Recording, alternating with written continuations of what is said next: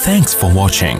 Don't forget to like, comment, share and subscribe to Mufti Tariq Masood, famous scholar. ایک مسئلہ میں بار بار بیان کرتا ہوں جو دوبارہ بیان کر دیتا ہوں, کیونکہ مارکیٹ میں جو چیز بہت زیادہ ہو رہی ہو تو پھر اس پہ بہت زیادہ دفعہ بولنا پڑتا ہے. آج کل مارکیٹ میں دو کام بہت خاندانی ہو رہے ہیں. ابا کے بزنس کو بچے بڑھاتے ہیں. بیٹا, خاص طور پہ جو بڑا بیٹا ہے, منجلا کسی کام کا کہیں بھی نہیں ہوتا, یاد رکھو. منجلے کا کام ہوتا ہے پیڑے کھانا بیٹھ کے, ذمہ داری اکثر بڑا بھائی اٹھا رہا ہوتا ہے. تو جو سب سے بڑا بھائی ہوتا ہے نا, وہ اکثر ابا کے ساتھ ابا کے کام میں ہاتھ بٹاتا ہے, بزنس کو ترقی دے دے کے کہاں تک. ابا نے ایک سموسے کی چھوٹی سی دکان کھولی تھی, گولے گنڈے کی ریڑھی تھی, آج گولے گنڈے چائنا کو کھلا رہے ہیں. ایک ہو سکتا ہے پاکستانی کچھ بھی کر سکتا ہے, تو ایکسپورٹ ہو رہے ہیں کنٹری. مثال دے رہا ہوں, مثال دینے پر گورنمنٹ کی طرف سے کوئی پابندی نہیں ہے.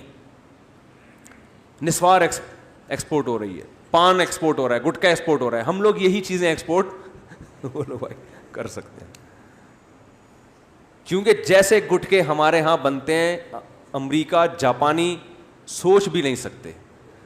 انہوں نے بڑی ترقی کی ہے, لیکن گٹکے کی فیلڈ میں وہ ہم سے آگے نہیں نکل سکتے. ہمارا گٹکا, ہمارا پان, ہماری نسوار. بہت اللہ کا شکر ہے, بہت اللہ نے ہم لوگوں کو نام دیا ہے.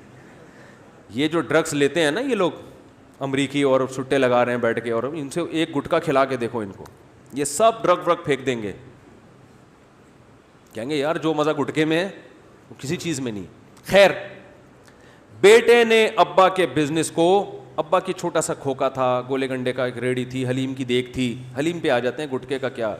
حلیم کی دیگ تھی, چھوٹا سا ریڑھی تھی. بیٹا جاتا صبح شام ابو کے دیگ میں چمچہ بھی گھماتا, اور پھر اس میں بہت ہوتے ہوتے بالآخر آج اس کے بہت بڑا حلیم کا ہوٹل ہے, اور ابا کا ہو گیا انا للہ.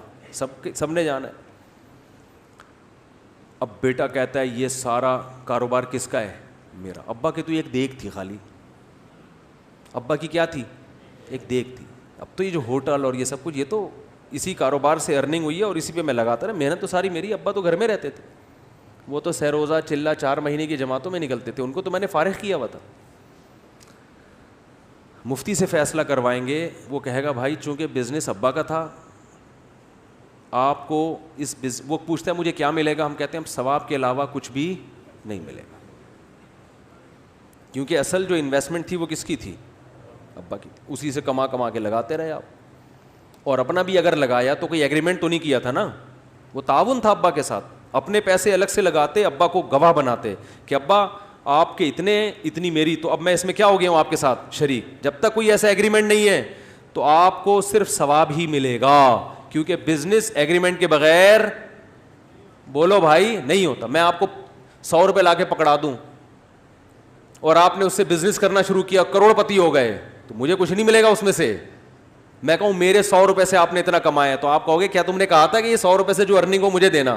ہم تو سمجھے ویسی میری پینٹ میں آپ نے 100 روپے لا کے فی سبیل اللہ رکھ دیے. تو کوئی بھی کسی کو پیسے پکڑا دے اور ریزن بیان نہ کرے تو اس کو ہدیہ کہتے ہیں, گفٹ کہتے ہیں.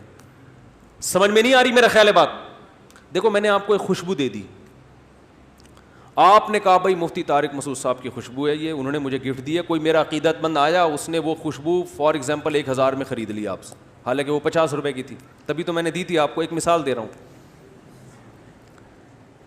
تو ایسا نہیں ہے کہ میں کسی کو 50 روپے کی خوشبو دیتا ہوں, ایسا نہیں ہے, مثال دے رہا ہوں. میں نے کہا گورنمنٹ کی طرف سے پابندی نہیں ہے. آپ نے کیا کیا, 1000 روپے, آپ کو یار یہ تو بڑا پروفٹ ہو گیا, آپ نے اس 1000 سے خوشبو خرید کے آگے 2000 میں کسی کو پہنا دی. پھر 2000 روپے آئے, اس میں سے 1000 رکھے, پھر 1000 کی پہناتے 10 سال میں آپ کا پرفیوم کا پورا کیا ہو گیا, ایک بڑا بزنس. بھائی لینڈ کروزر میں گھوم رہے ہو. میں گیا, میں کہہ رہا ہوں یہ سارا میرے پیسے سے تم نے, میں نے تمہیں خوشبو دی تھی 50 روپے والی جو تم نے 1000 میں بیچی ہے. اب آپ کہو گے بھائی تو آپ کے پیسوں سے ہے, لیکن یہ تو گفٹ تھا نا. میں نے کہا تھا یہ گفٹ ہے, میں نے بولا تھا یہ گفٹ ہے, میں نے تو ویسے ہی دے دی تھی آپ کو. تو میری نیت یہ تھی کہ آپ اس سے جتنا پروفٹ کمائیں گے وہ کس کا ہوگا؟ آدھا میرا ہوگا. تو بتاؤ یہ میرا دعویٰ درست ہوگا؟ بھائی اگر پروفٹ کا کوئی بزنس تھا تو کوئی ایگریمنٹ ہونا چاہیے تھا کہ میں اس نیت سے دے رہا ہوں, اور پھر وہ خوشبو سے نہیں ہوتا, وہ پیسوں سے ہوتا ہے. تو بالکل یاد رکھو, ابا کے ساتھ جتنی مدد کر رہے ہو نا, کوئی الگ سے کوئی ایگریمنٹ نہیں ہو رہا, تو اس پہ آپ کو صرف ثواب ملے گا, اس کے علاوہ ککھ بھی نہیں ملے گا. پھر رویا نہیں کرو یہ مفتی ہمارے خلاف فیصلہ کیوں کر رہا ہے, کیونکہ مفتیوں کے پاس لوگ آتے ہیں, مفتی صاحب کہتے ہیں بھائی بس جتنا پھر لوگ کہتے ہیں یار اس کمبخت وہ تو سارا دن, دوسرا بھائی میرا منجلا بھائی گٹکے کھاتا تھا, اس کو تو ابا بلاتے تھے حلیم کی دیگ میں چمچہ گھما, کبھی اس نے ایک چمچ نہیں گھمایا, اور اب کروڑوں روپے کا میں اس کو مالک بنا دوں, تو بنانا پڑے گا اس کو, سمجھ رہے ہیں, کیونکہ کوئی ایگریمنٹ آپ کا نہیں تھا, سب ابا کا ہے. تو ابا کے سارے بچے ہیں, جو گٹکا کھانے والا بھی ابا کا اتنا ہی بچہ ہے جتنا زمزم پینے والا تھا. اس میں شریعت نے کوئی فرق نہیں رکھا. گٹکے کی سزا قیامت میں اس کو الگ سے مل جائے گی, آپ اس کو وراثت سے محروم نہیں کر سکتے. اللہ تعالیٰ عمل کی توفیق عطا فرمائے.